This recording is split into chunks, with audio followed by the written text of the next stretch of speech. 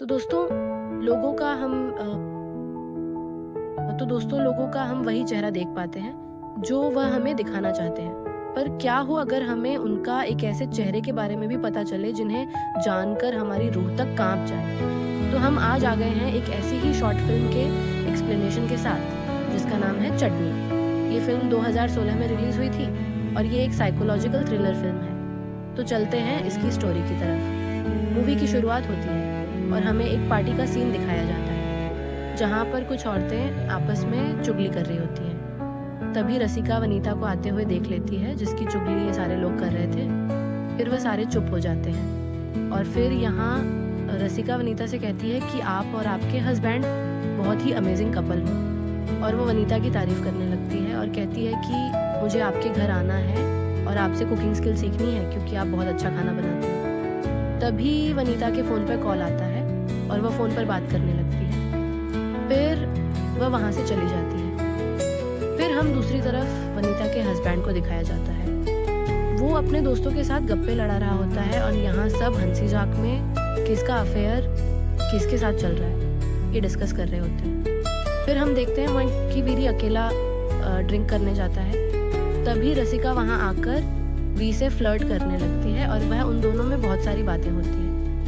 ये सब कुछ विनीता दूर से ही देख रही होती है और उसे बहुत गुस्सा आता है। फिर वह इन दोनों के पास आती है और रसिका को अपने घर इनवाइट करती है। फिर दूसरे दिन जब रसिका वनीता के घर आती है तो यहाँ वनीता रसिका के लिए अपने रसोइये से चटनी और पकोड़े लाने के लिए कहती है। फिर हम देखते हैं कि वनीता और रसिका के बीच बातचीत होती है जिसमें वो एक दूसरे से बहुत सारी बातें करते हैं। फिर वनीता रसिका से पूछती है कि तुमने यह इयररिंग्स कहाँ से खरीदी है। दरअसल वनीता ने अपने हस्बैंड को रसिका के इयररिंग्स के साथ पार्टी में खेलते हुए देख लिया था और उसे लग रहा था कि उसके हस्बैंड दरअसल वनीता ने अपने हस्बैंड को रास्का के इयररिंग्स के साथ पार्टी में खेलते हुए देख लिया था और उसे लग रहा था कि उसके हस्बैंड ने रसिका को यह इयररिंग्स गिफ्ट किए।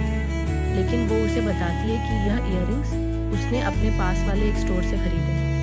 फिर दूसरी तरफ हम देखते हैं सुनका कैन है उसका रसोइया मुन्ना पकौड़े और कोल्ड ड्रिंक्स लाते हुए उन पर थूक देता है। हमें यहाँ पता चलता है कि मुन्ना एक बहुत ही बड़ा कामचोर है और ये बात वनीता जानती थी। फिर हम देखते हैं कि रसिका पकौड़े और चटनी खाती है जिस पर रसिका उस चटनी की बहुत तारीफ करती है और वह वनीता से पूछती है कि आपने इस चटनी को कैसे बनाया है, ये बहुत ही ज़्यादा टेस्टी है। जिस पर वो उसे कहती है कि चटनी बनाना क्या मुश्किल है, इसमें धनिया पुदीना इमली मिर्ची और क्या डालना है, ये तो इतना इजी है। बस इस चटनी में बात ये है कि ये सब चीज़ घर के हैं ना कि बाजार के। हमारे गाजियाबाद में कुछ भी बेकार नहीं जाता, हम सारा कूड़ा कचरा ज़मीन पर ही गाड़ देते हैं और उसके ऊपर ही पौधे लगाते हैं। फिर वनीता आगे कहती है कि अगर भोला होता ना तो तुम्हें उसके हाथ का खाना ज़रूर खिलाती। वो बहुत ही ज़्यादा अच्छा खाना बनाता था लेकिन किसको पता था कि वह एक दिन ऐसे ही अचानक चला जाएगा। वे ही उसे पहली बार यहाँ पर लेकर आए थे। वह बहुत ही मासूम था। उसकी यह बड़ी बड़ी आंखें जो कि हमेशा चमकती रहती थी। भोला को मेरे पति से बहुत ही लगाव हो गया था। और तो और हमारे यहाँ एक कुत्ता भी रहता था जिनको ये बहुत ही पसंद थे। हमारे कुत्ते का नाम जैकी था। उसकी भी बहुत बड़ी बड़ी आंखें थी। वह भी इनके चक्कर में पड़ गया था। जब भी ये आते जाते थे तो ये हमेशा उनकी गाड़ी के नीचे चला जाता था। एक दिन ऐसे ही अपनी गाड़ी के नीचे आकर कुचला गया और उसकी मौत हो गई। तभी आगे रसिका पूछती है कि भोला गया कहाँ, तो उसे बताती है वो शादी करने गया है तो इन्होंने उसे शादी के लिए 2 जोड़े कपड़े और ज्वेलरी दे दी। मैंने मना की थी फिर भी ये मेरी बात नहीं मानी। नौकर किसी के अपने थोड़ी ना होते, कहीं 500 रुपये ज़्यादा मिल गए तो निकल जाते हैं। इस बात पर मेरे पति कहते हैं कि चुप कर तू गाजियाबाद से है, तुझे कुछ नहीं पता।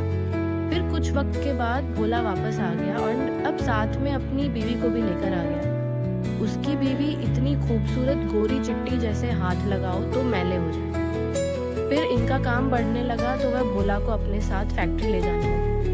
शाम को फिर घर आकर पूरा काम करता है। यह सब बात सुनकर नीचे से मुन्ना कहता है। फिर वनीता कहती है कि भोला की बीवी घर के कामों में हाथ भी बटाती थी। भोला ने साफ मना किया था कि हमारे घर की औरतें घर के बाहर काम नहीं करती। तो इस पर रसिका पूछती है कि फिर क्या प्रॉब्लम हुई।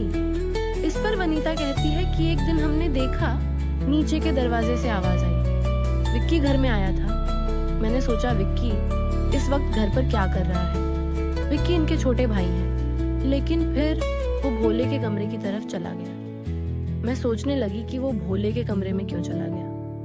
मैं नीचे गई तो मैंने देखा वो और भोले की बीवी आपत्तिजनक हालत में पड़े हैं। मैं सोचने लगी कि इनको यह सभी करना था तो यह शादी क्यों नहीं कर लेते। इनके 5:04 घर में सबका कैरेक्टर ढीला है। इनके चाचा ने 2-2 कर रखी है और इनके चाचा खाना खाने के बाद टांग में दर्द की शिकायत करके ऊपर चली जाती है और 5 मिनट बाद शंकर पीछे पीछे ऊपर टांगे दबाने के बहाना से चला जाता है। फिर एक दिन मैंने देखा भोला अचानक घर आया क्योंकि उसने अपना टिफिन वहीं भूल गया था। भोला अपने कमरे से आकर टिफिन लेकर चुपचाप चला गया। उस दिन रात को भोले ने मेहमानों के लिए बहुत अच्छा खाना बनाया था। यह देखकर विनीता ने उसकी तंग हवा बढ़ा दी। फिर रात को सोते वक्त मैंने देखा भोला विक्की की रूम की तरफ उसे मारने जा रहा था। मैं इनको बुलाने गई, तब हमने नीचे जाकर देखा तो विक्की ने भोला को मार दिया था।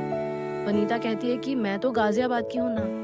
मैंने इन दोनों को खुदाई करने के लिए कहा और वहां पर उसकी बॉडी दफनाने के लिए कहा। इसके बाद मैंने उसके ऊपर यह सारी सब्जियां लगा दी। फिर वनीता कहती है कि मैंने उसके कपड़े जला दिए और फिर वनीता ने कहा कि मुझे सब्जी उगाने का बहुत शौक है। वैसे भी बाहर सब्जियों का दाम कितना बढ़ा है। गाजियाबाद में हम सारी बेकार की चीजें मिट्टी में डाल देते हैं, कुछ भी फेंकते नहीं हैं। इससे मिट्टी की पौष्टिकता बढ़ती है। यह सब सुनकर रसिका बहुत ही ज्यादा डर गई थी और जिसके बाद उसे यह तो समझ में आ जाता है कि उन्होंने उस कुत्ते को भी इसी घर में दफनाया था।